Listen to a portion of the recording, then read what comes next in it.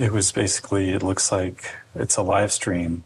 And so the big guy with the sack, he says, all right, let's take your bets. And he types in a wallet address. A couple of seconds go by. I assume he's taking payments. And then finally he goes, time's up. He walks over to the woman on the table and he just starts sawing away. Something about her screaming and the blood. There was blood everywhere. I don't know, it was something about her screams that told me that this isn't a joke. This isn't made up. This is real. Have you ever wondered what it'd be like to browse the deep web? Well, our guest today is going to tell us about his experience while stumbling across a website that was streaming live someone getting tortured.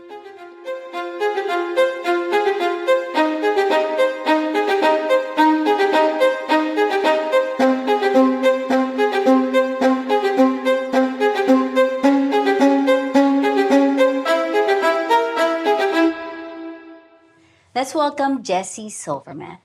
Hi, Jesse. Thanks for joining us today. How are you doing? I'm good. How are you? Can you tell us where you're from? I'm from Houston. Awesome. Yeah. Okay. And how old are you? 25. 25. Awesome. Can you tell us about your experience with the deep web? What is it for all the people that doesn't know about it? Sure. Yeah. The deep web is basically, you can think of the internet as like an iceberg, where you have kind of the parts on top that you can easily access through, a search browser, Google. And then you have the deep web, which is anything that's not really easily accessed, stuff like financial records, medical records. And then you have the dark web, which is kind of even more hidden and secure, and you need special software, special access to even get in. I see. And what do you need to get into the dark web? So there's special software, basically kind of like an internet browser that has special encryptions.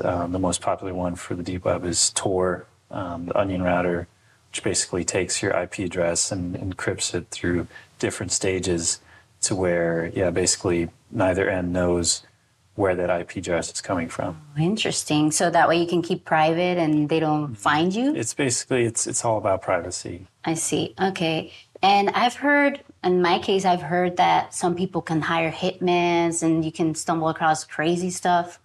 The most popular thing is, you can find kind of drugs online. You can find you can hire hackers. You can buy credit card info. There's some kind of beneficial stuff. Journalists, whistleblowers can use it. People under kind of countries that are highly censored. I see. But okay. As far as hitmen, I was skeptical. I don't think there's like a website you can find a list of hitmen any more than, like in real life. I see. Okay. Can you please tell us about your experience and what happened to you? So I was always, kind of curious about technology, the internet. My dad kind of had it before any of the kids at school even kind of had internet. So I was kind of curious to explore this hidden part of the web. And I had heard rumors of they're called red rooms. Basically, it's these live streams where people, getting tortured, getting killed. It wasn't something, I wasn't specifically kind of looking for that, but I was kind of interested in uncovering these red rooms because there's never been proof or evidence of people finding these. So I actually kind of was interested in being the guy that discovered them, that actually got evidence. I wanted to tell the world, start a YouTube channel. I started digging in, looking at forums, looking at postings, and for a couple of months, I would go home and nothing, just no evidence. But finally, I found a forum that had a thread talking about a live event.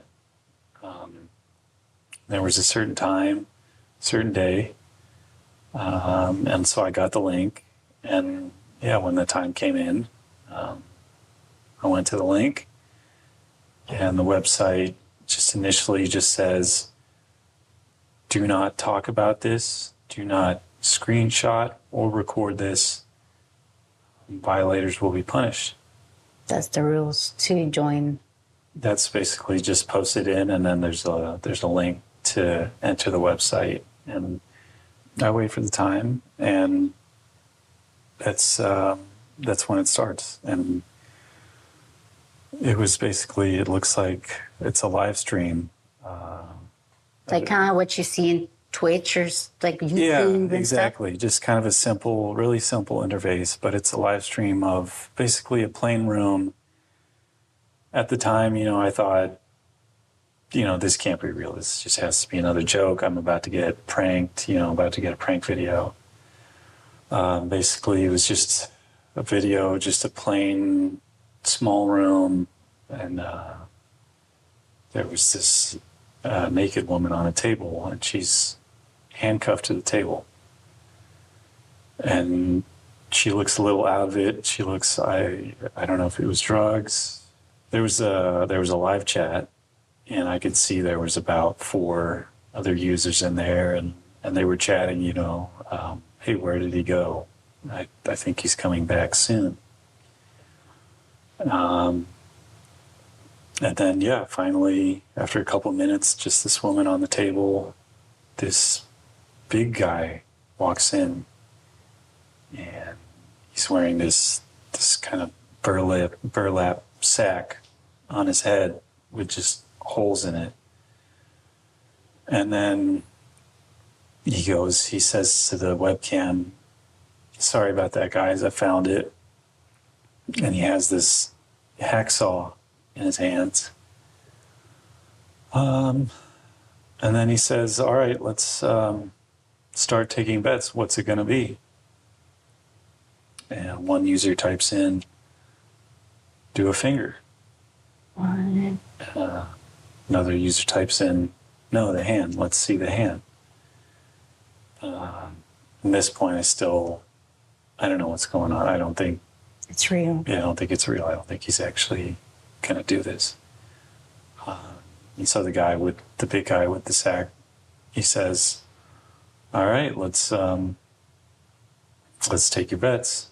And he types in a wallet address for Bitcoin, so it can't be tracked. A couple of seconds go by.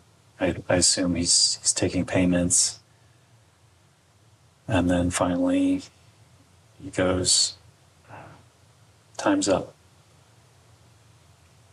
And then he walks over to the woman on the table and pulls out her hand. And he just starts just sawing away. And it was something about her screaming and the blood. There was blood everywhere. I don't know, it was something about her screams that told me that This isn't a joke. this isn't made up. This is real. This is really happening. And I don't know why, I just had to, I check, and I typed into the chat, I said, "Is this real?"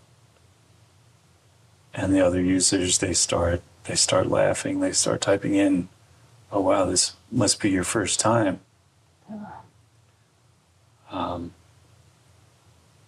Yeah, I'm really uncomfortable. I really don't know. A part of me wants to think, this isn't happening, this isn't real, this can't be, it's still made up. But I think deep down I knew that, this woman, this is happening. So I knew I had to get evidence, and I start up screen recording software. And then that's when someone types, guys, he's recording.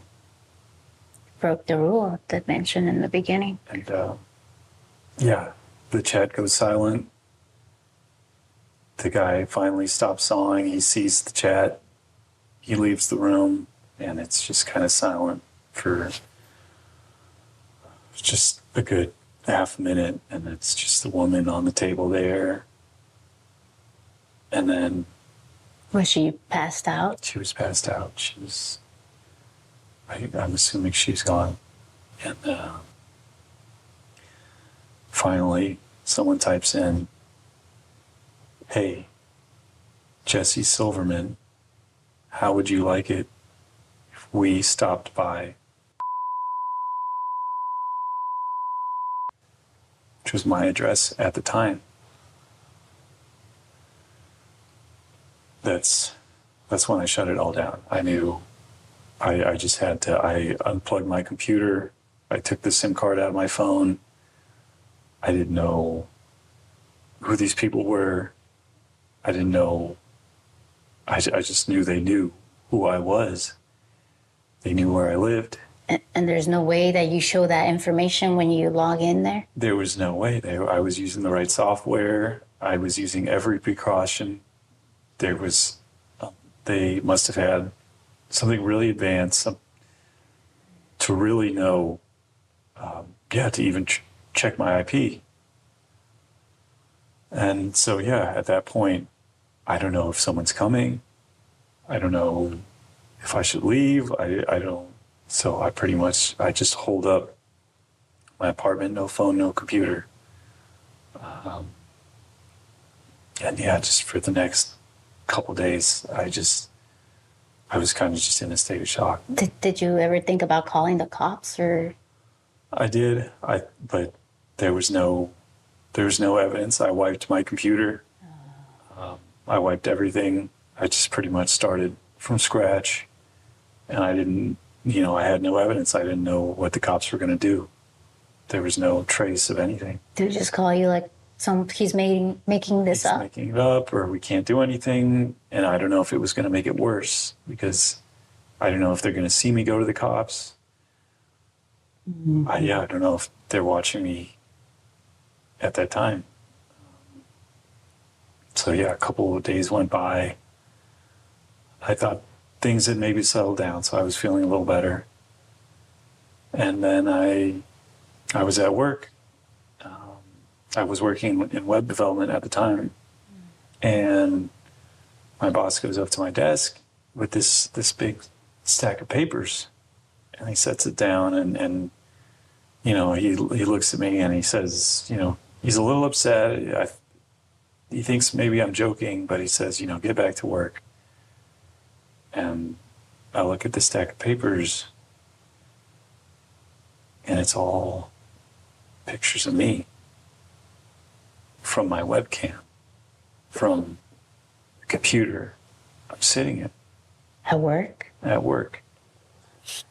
And so they had access to my computer.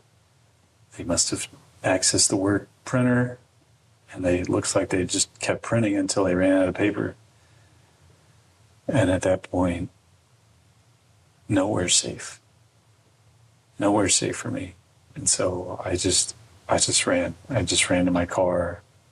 I just started driving, turned off my phone, and for the next couple hours, I was just in shock. I didn't know. There was nowhere safe. I stayed at a friend's place for a couple days. Did you share with anyone this story? What happened? No, I didn't want it to get out. I didn't want to make it worse. I mean, the next day, after the work incident, I got a text.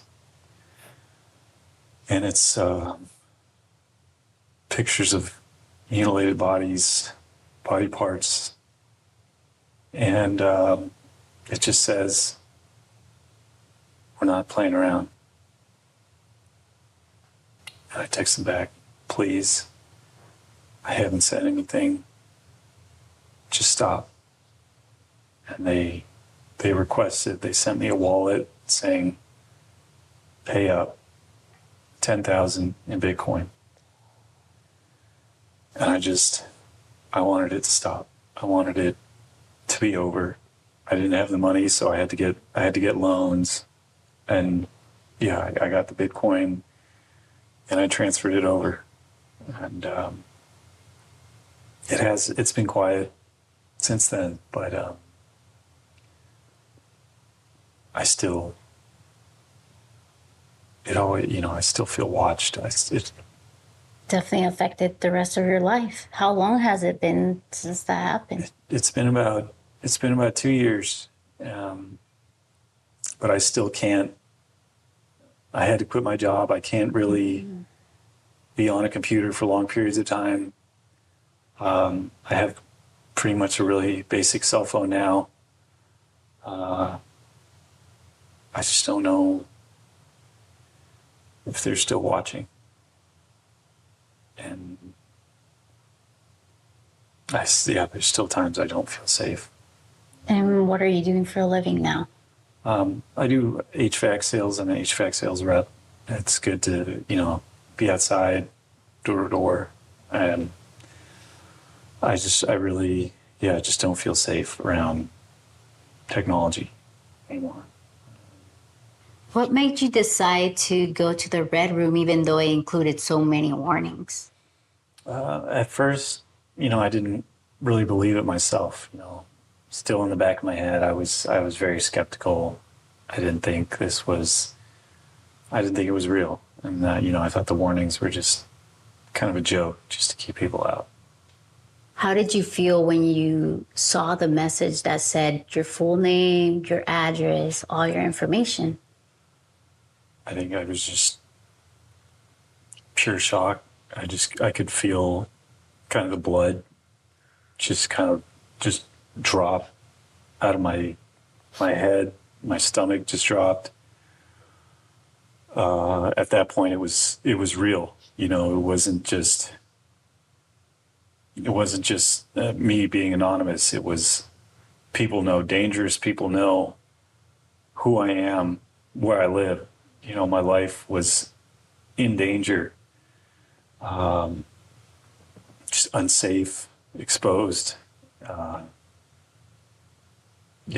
was just pure shock. Reflecting all this traumatic experience, how has it affected your normal life? I know it's been 2 years, but how do you feel now?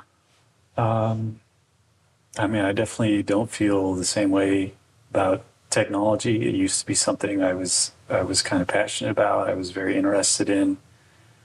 But yeah, no, I don't feel safe. I don't feel safe at all. Being on a screen for long periods of time, being in front of a camera, being in front of a webcam, my cell phone, I feel very, I try to keep it very limited. And yeah, even being on this show was a tough decision for me. I don't know if maybe they could be watching this. I wanted to get the message out to people, that this is out there. That there's dark corners of the internet that we shouldn't be exploring. Maybe we shouldn't be exploring. Yeah, I haven't been on the dark web since. Thank you for being here and for sharing your story with us. That was very brave of you. Thank you. And for everyone that's watching, please don't hesitate to share this video, spread the word. Every Sunday, we're going to have a new episode. And also, if you leave some comments with suggestions or even your story, you could be our next guest. Until next time.